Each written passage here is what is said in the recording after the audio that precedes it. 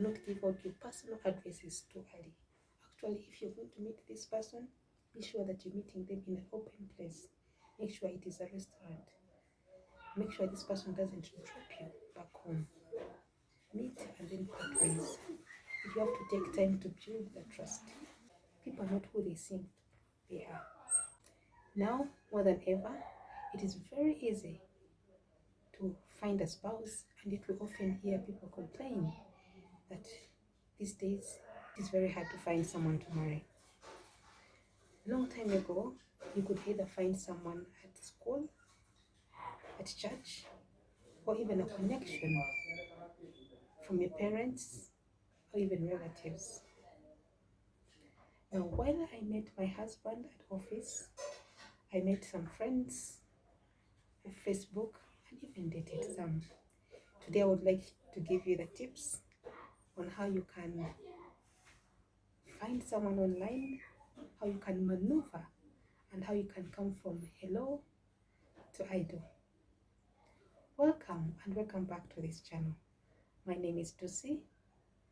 Here we talk about everything love, life, and relationships. If this is the kind of content that you like, kindly subscribe. It goes a long way in helping the channel grow. Thank you. First, you need to embrace the technology and feel comfortable in your heart that it is okay to marry someone, off Facebook or any other social media platform. Some people often find it, hard to tell the real story, and they are often, forging stories of how they met, maybe back at school or maybe some vacation they had gone to. Yet, it is actually very okay to say that you met on Facebook or Twitter. This story can actually, inspire some people. Number two, make sure that you are ready and you know what you are looking for. When you're ready, you will feel it in your heart. And when that time comes, find help. Ask a friend that you trust, or even confide in a counselor so that they can tell you what to look for in a man. Here we're looking at someone, a potential for marriage, and marriage is for forever. Be specific in what you want. For example, religion, ethnic groups. Here I'm talking about tribes. You have to know what you can take and what you cannot. Number three, pray. This is actually the most important. I am a firm believer in God, and I know that He actually gives us what we ask for. Pray for discernment so that you'll be able to know a good man from a mofere. Pray that God gives you exactly what you're looking for. If you're a good man who is after his own heart, a hardworking man, and a man who is ready for marriage, because you do not want to be dating for long. Number four, educate yourself. Ever heard of the saying, knowledge is power? When you know better, you can do better. Read books about relationships, about marriage, read articles, listen to podcasts. There are actually good people out there who are going to teach you the right way to date, who to date, how to know he is the right one, and even when to stop or when to go in. Now, Benjamin Solo will tell you the truth, raw and clear. Number five, know what you want. Have a list of other things you want to look for in a man or in a woman, and of course, make that list in a mature way. For example, on my list was a godly man. He must be after God, and the rest will fall in line. Does he have a job? Because that is very important. Where does he come from? What is his family like? Where does he work? This person works in another country. Are you okay with a long distance relationship? You have to be sure about which tribes he comes from, the ethnic differences. Those things actually matter.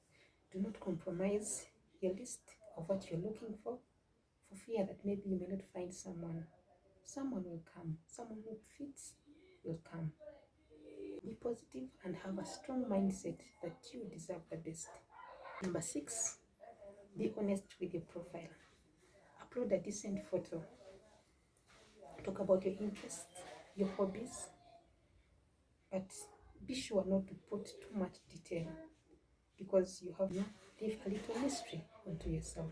So that someone who is interested will, you know, first meet you and then get to know you deeper. You don't have to naked yourself out there.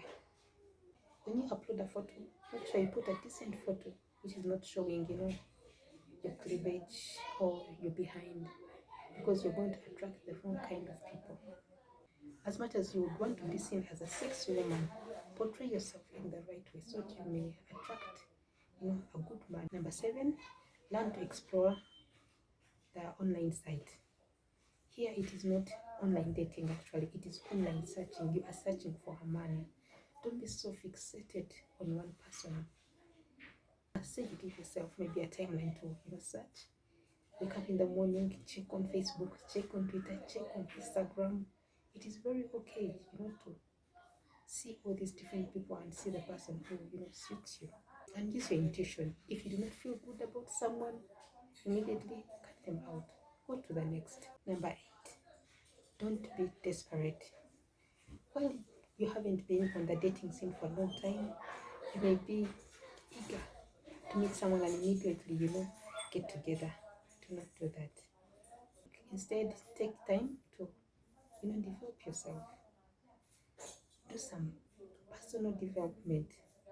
And when you meet someone, be careful not to rush things. When you rush, you crash. And when you take time, it is going to be easy to, tell if someone is lying to you or if they are not. In fact, when someone tells you all their accomplishments and want to rush so fast into the finish line, there are these men who have probably made their money and now are ready to marry. And when they meet a girl, they want to rush everything and want to take them to meet their parents. When you see such people, run. There is a reason why they are rushing everything.